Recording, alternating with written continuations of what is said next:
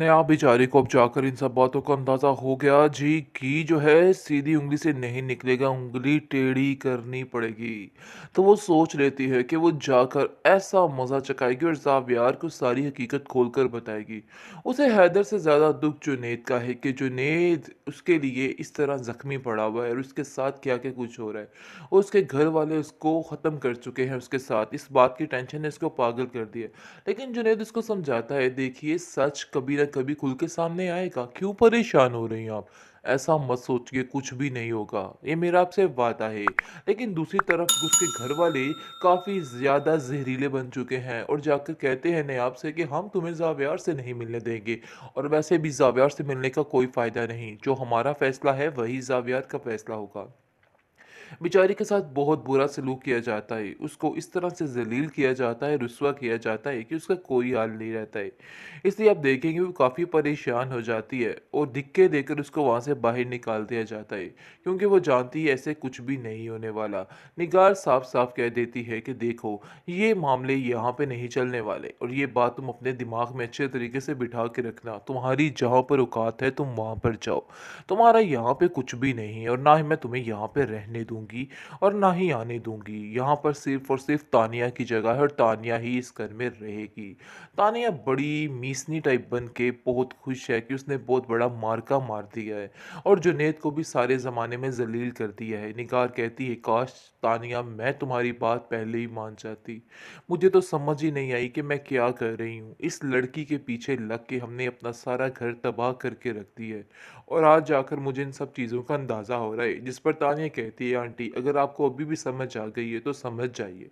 इस लड़की से जान छुड़ा लीजिए, बस यही मैं आपसे कहना चाहती हूँ, क्योंकि ये लड़की इस घर के लिए बिल्कुल भी ठीक नहीं है। बेचारी थक हार कर सोचती है कि क्यों ना अपनी दादी के पास चली जाए ताकि उसको थोड़ा सुकून हो जाए। लेकिन कहीं न कहीं वो जानती है कि उसकी भाभी उसके साथ कैसा सलूक करेगी। वो सिर्फ़ दौलत की पुजारन थी जिसकी वज़ह से वो खुश थी, वरना अब उसको एक पल के लिए भी वहाँ नहीं रहने देगी। जैसे ही वो बेचारी जाती है घर पे और जाकर देखती है कि उसकी भाभी उसको ऐसे पड़ जाती है, ऐसे चील कौवे पड़ जाते हैं और वो कहती है कि तुम्हें शर्म नहीं आती? किस मुँह से तुम इधर आई हो? आखिर क्या चाहती हो? तुम्हारी वजह से इस घर में कितने दंगे फ़साद हो चुके हैं और क्या-क्या ज़लालत हो चुकी है। अब मज़ीद इस तरह की कोई भी बात हम लोग बर्दाश्त नहीं कर सकते। बेहतर यही है कि तुम यहाँ से चली जाओ। इसको सुनकर वो कहती है कि पहले तो आपके मिज़ाज ही नहीं मिलते थे। आप तो इतना प्यार करती थी और इतने सलूक से मेरे से बात करती थी। लेकिन अचानक ऐसा क्या हो गया कि आपके रवैये बदल चुके हैं? इस पर वो कहती है कि अचानक ऐसा ये हुआ है कि तुम्हारी हरकतें बदल चुकी हैं। इसलिए जो कुछ होना था सो हो गया। अब इस घर में दाखिल मत होना, तुम्हारा इधर कोई भी जगह नहीं है। जिसको सुनकर वो कहती है कि आखिर कितनी आसानी से आप कैसे ये सब कुछ कह सकती हैं? देखिए ऐसा नहीं हो सकता और ना ही मैं यहाँ से जा सकती हूँ। उसकी दादी को उसकी बात पर पूरा-पूरा यकीन है लेकिन वो बेचारी बिल्कुल खामोश रहती है और कहती है कि बस कर दो ये तमाशे, आखिर कब तक ये तमाशे करते रहोगे? लेकिन आप देखेंगे कि दादी बेचारी की बात कोई भी नहीं सुनता है, बल्कि दिक्के मारकर नयाब को वहाँ से बाहर निकालने की प्लानिंग शुरू हो जाती है। इस पर दादी की तबीयत भी काफ़ी ज़्यादा ख़राब होने लग जाती है और बेचारी के पास कुछ भी नहीं रह जाता है।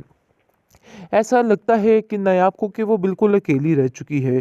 हर कोई हर तरफ से उसको ठुकराता जाता है और वो बेचारी अकेली ही हर चीज़ का मुकाबला करती रहती है।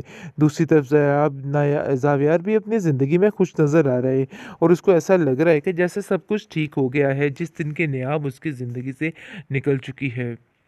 बेहतरीन ड्रामा सीरियल दिल ना दान के इस एपिसोड में आप देखेंगे कि अब जाकर समझ आ चुकी है बेचारी नायाब को कि उसको किसी का साथ नहीं मांगना चाहिए, जिस पर वो जुनैद से साफ साफ कहती है कि आपने आज तक मेरे लिए बहुत कुछ किया है, बेशक एक भाइयों से बढ़कर किया है, लेकिन मज़ीद मैं आपकी ज़िंदगी को इस तरह से बर्बाद नहीं कर सकती।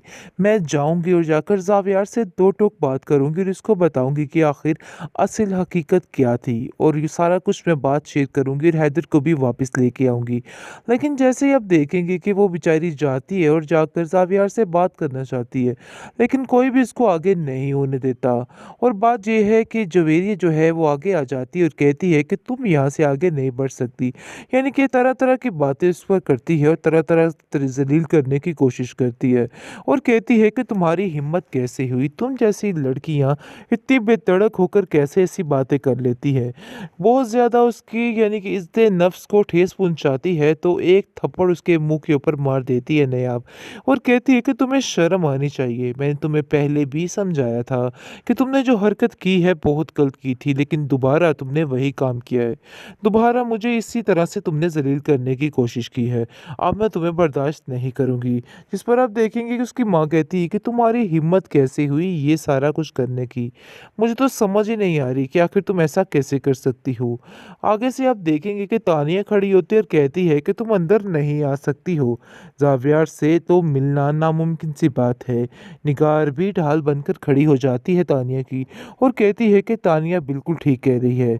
उसको दिक्कत देकर इस घर से बाहर निकालने की कोशिश की जाती है, जिस पर सब लोग मिलकर यही कहते हैं कि इस औरत को यहाँ पर नहीं आने दिया जाएगा। इस पर आप देखेंगे कि उसको इस घर से बाहर निकाल दिया जाता है। बेचारी दर-बदर की ठोकरें खाती हुई नज़र आती है। उसको समझ ही नहीं आ रही कि वो क्या करे, लेकिन बेचारी थक-हार कर सोचती है कि क्यों ना अपनी दादी के पास चली जाए ताकि उसको थोड़ा सुकून हो जाए। लेकिन कहीं न कहीं वो जानती है कि उसकी भाभी उसके साथ कैसा सलूक करेगी। वो सिर्फ़ दौलत की पुजारन थी जिसकी वजह से वो खुश थी, वरना अब उसको एक पल के लिए भी वहाँ नहीं रहने देगी। जैसे ही वो बेचारी जाती है घर पे और जाकर देखती है कि उसकी भाभी उसको ऐसे पड़ जाती है, ऐसे चील कौवे पड़ जाते हैं और वो कहती है कि तुम्हें शर्म नहीं आती? किस मुँह से तुम इधर आई हो? आखिर क्या चाहती हो? तुम्हारी वजह से इस घर में कितने दंगे फ़साद हो चुके हैं और क्या-क्या ज़लालत हो चुकी है। अब मज़ीद इस तरह की कोई भी बात हम लोग बर्दाश्त नहीं कर सकते। बेहतर यही है कि तुम यहाँ से चली जाओ। जिसको सुनकर वो कहती है कि पहले तो आपके मिज़ाज ही नहीं मिलते थे। आप तो इतना प्यार करती थी और इतने सलूक से मेरे से बात करती थी।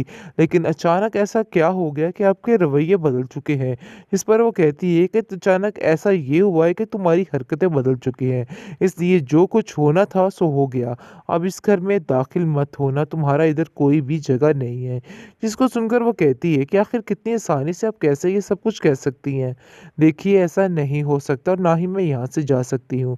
उसकी दादी को उसकी बात पर पूरा-पूरा यकीन है लेकिन वो बेचारी बिल्कुल खामोश रहती है और कहती है कि बस कर दो ये तमाशे, आखिर कब तक ये तमाशे करते रहोगे?